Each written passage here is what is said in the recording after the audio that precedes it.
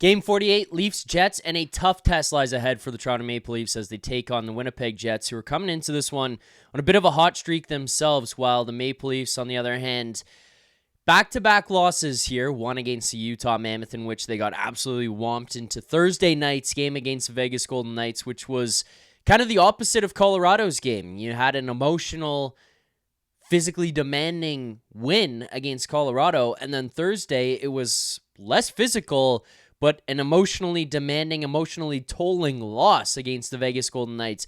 A game in which you had a 2-goal lead 4 separate times, blew it each time, had that thing tied up 5-5 with 7 seconds left, and then lost in overtime to the Vegas Golden Knights. So now it's time for the Maple Leafs to turn this thing back around. You want to get yourself into the playoffs. You want to be in a playoff spot heading into the Olympic break. Picking up wins along this stretch into the Olympic break is paramount. I don't care who you're playing, where you're playing, how good the other team is. You need points and you need wins. At the end of the day, getting 3 of a possible 6 against Colorado, Utah, and Vegas is okay, but not great. You need to get 2 points here tonight against the Winnipeg Jets for this trip to not be, quite honestly, a failure. And if this is any other season, we probably don't consider it that.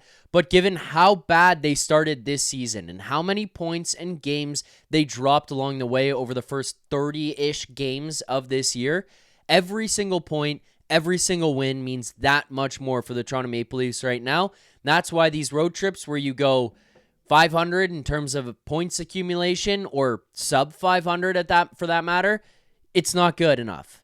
You cannot allow yourselves to walk away with half points and say, that's fine, we got a point. No, it doesn't work like that. You need to be picking up wins as much as possible, because the other teams around you, they're getting points and they're getting wins every single day. The Boston Bruins right now, as of this moment of this recording, are rumored to be in on Rasmus Andersson.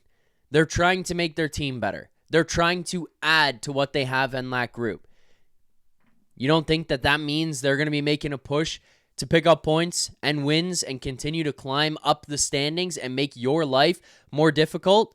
You need to get these wins. And no matter who's in the lineup, you got to find a way to do it. So, with that said, let's dig into tonight's lineup against the Winnipeg Jets, what we've got for players in, players out, as well as maybe some thoughts on tonight's lines here, courtesy of our friends at Daily Faceoff. Today's game preview is a presentation, as always, of Bet365. Let's jump over and see what we've got for lines 1 through 4. So, first of all, this is not up to date for William Nylander. He's got the little yellow caution sign beside him, but he will not play tonight against Winnipeg. Doubtful for Monday night's game as well, I believe, against the Minnesota Wild on Monday.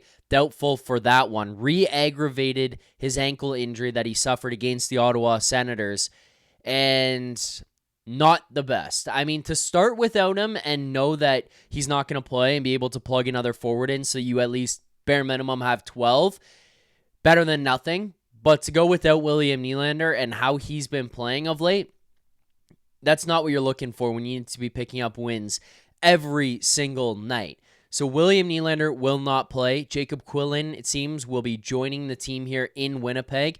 I imagine he'll slot in at 4C, and then you're going to have to shuffle the shit out of the rest of the line. So we'll start top down, and then I'll throw out what I think the line should be, and then I want you guys in the comments to let me know what you think the lines for tonight's games should be. So, first line, Bobby McMann, Auston Matthews, Max Domi. Would not touch that. Leave it alone.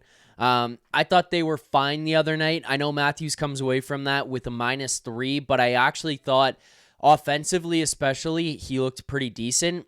He scores a goal in that one. I thought he was creating chances. Part of the problem that you ended up having there is there were different shifts where you could tell fatigue set in or they got trapped in their defensive zone. And that's where having a guy like Max Domi does become a defensive liability. He can help you on the offensive end. I think him and Matthews have developed some good chemistry when it comes to creating, cycling, finding each other on little give-and-go plays, seam plays in the O-zone, and then just kind of trying to find Matthews to get him open. But the flip side of that is you don't play 100% of your ice time in the offensive zone. And when the play goes back to your defensive zone, if things get scrambly, Max Domi can be a prime suspect in terms of a guy who's creating problems for you in your defensive zone. I love Max Domi. I love the passion he brings. I have no problem with him being in this lineup. And for the most part, I actually like what he brings with Auston Matthews. But that game against Vegas, to me, was one of those ones where I looked at it and was like, hey, here's a guy who can get scrambly. Here's a guy who can get lost. And over the past couple of weeks here, when he's been playing with Auston Matthews, that has come up a few different times where we look and say, well, Matthews was minus this. Matthews was minus that. Yes, he was, but how did the rest of the guys around him play in those moments as well? I'm not excusing him for it. It's more just a combination of things where I look at Max Domi playing with them and say, well, that guy doesn't really help him. Bobby McMann, I think, has been a good fit, I want to say, on that first line. I think he has brought speed, energy, intensity. His offensive game has picked up. I think he's risen to the occasion here. I would not change anything about that one. I leave those guys together. Your second line, Matias Maccelli, John Tavares, William Nylander. So what I would do here in this situation is just go Maccelli, Tavares, Nyes, bump him back onto that second line. It's not going to be a complex shuffle. For myself, personally, I don't know what Berube will do, especially off back-to-back losses, but I would go Nyes, Maccelli, Tavares, and then down to your third line, bump Cowan back to that line with Waugh and Robertson. Then you're going to fill in the hole of Jacob Quillen on that fourth line, and I would have Lorenz, Laughton, and Quillen. My one thing that I would say, you got to try to find opportunities to give minutes to Scott Laughton right now. I know I sound like a Scott Laughton homer, defender, whatever the word is that you want to use to describe how I'm discussing Scott Laughton right now, but the guy's playing really, really well. He's finding his groove here with this team. He's finding some chemistry with everybody in this lineup at this point. He's defensively responsible. Try to find this guy some minutes. If Nyes is struggling, if his legs aren't going because we know he's dealing with an injury, maybe Laughton can take a shift with JT. Maybe if JT is slowing down and the road trip is getting the best of him, maybe Laughton can take that shift. There are opportunities that you should be able to find here for Scott Laughton to take some reps with some other lines.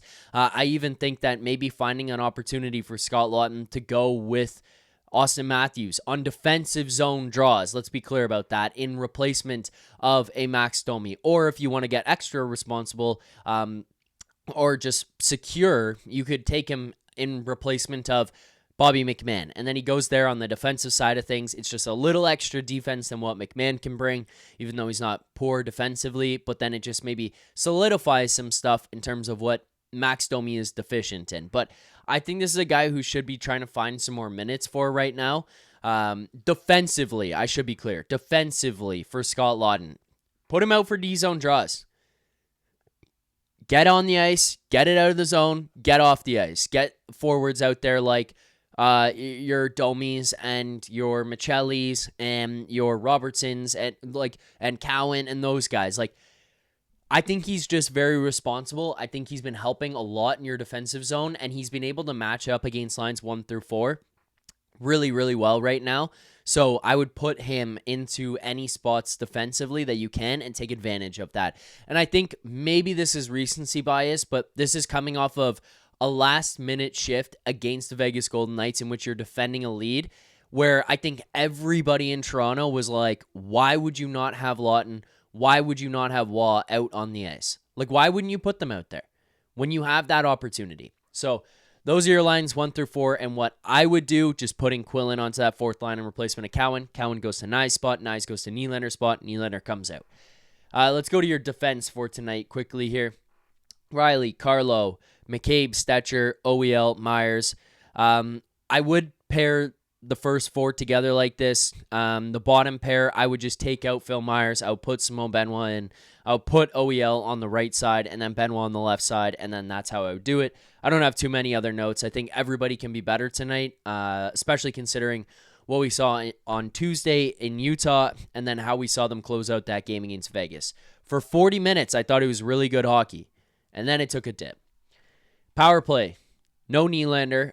You do have Matthews, Tavares, Maccelli, Riley. I think for me, I'm putting Matthew Knies in that spot on the first unit. And if not Matthew Knies, I wouldn't mind an Easton Cowan look on that first spot. So then you can have Matthews and Cowan be your shooters to say. JT and Michelli can be your playmaker. JT middle guy, Morgan Riley up top. I think that's probably a pretty fair way to shake things out. Otherwise, Nick Robertson as your shooter on that first power play would also be an interesting look. There's your power plays, your forwards, your defense for tonight's game against the Winnipeg Jets. Goaltending-wise, I'm imagining here on the other side, you're going to get Connor Hellebuyck, and then you're going to get Dennis Hildeby for the Toronto Maple Leafs. So, tough one for the Maple Leafs tonight. You need a good performance out of Hildeby. He's got to bounce back from what he did on Tuesday against Utah. And Connor Hellebuck's side is a Vezina caliber goaltender. He's a guy who could win the Hart basically every year that he puts up any type of numbers for Winnipeg. And when you look at the run they've been on here over the past couple of games, Hellebuck's a big part of that. So, trying to stop the train that is the Winnipeg Jets right now is going to be tough, and having to go through Connor Hellebuyck to do so is going to be even more difficult. With that, let's get to our best bet. Our best bet is a presentation of Bet365. Use promo code NATION, that's NATION, promo code NATION. Must be 19 or older, Ontario only. Please play responsibly. If you or someone you know has a gambling problem, visit connectsontario.ca. Best bets have been going a lot better for us here on the show. We went down 7.9 units at one point this season, and then over the past week and a half, we've gotten things back on track. Now we are sitting plus 0.5 units, $50 profit here on the season, coming off a William Nylander anytime goal against Vegas the other day. We're going to try to get ourselves rolling here with a few more wins starting tonight against Winnipeg, where we can try to put together 2 in a row yet again. So, going to the main page here to see what we've got, sides and totals. Maple Leafs plus 115, Jets minus 135. Total of 5.5 in this one. Minus 120 over, plus 100 under. I think if I were to lean any way total, I would go over 5.5, probably 6s as well. If you dig into the Bet365 page, you could find around plus money on the over. I think that would be an interesting way to approach this as well. Leafs plus 115. I would probably be inclined to bet on the Maple Leafs. It's not a best bet, but I would lean that way. Leafs money line tonight. I would lean towards the Leafs. I don't know about at plus 115, but if you can get to plus 120, 125s, that's a go for me on the Maple Leafs. Okay, let's go to our player props where we're going to have our best bet for tonight. We're going to the shots on goal section, and then we're going to go to shots on goal milestones here specifically. So John Tavares, 3+ shots on goal, plus 175.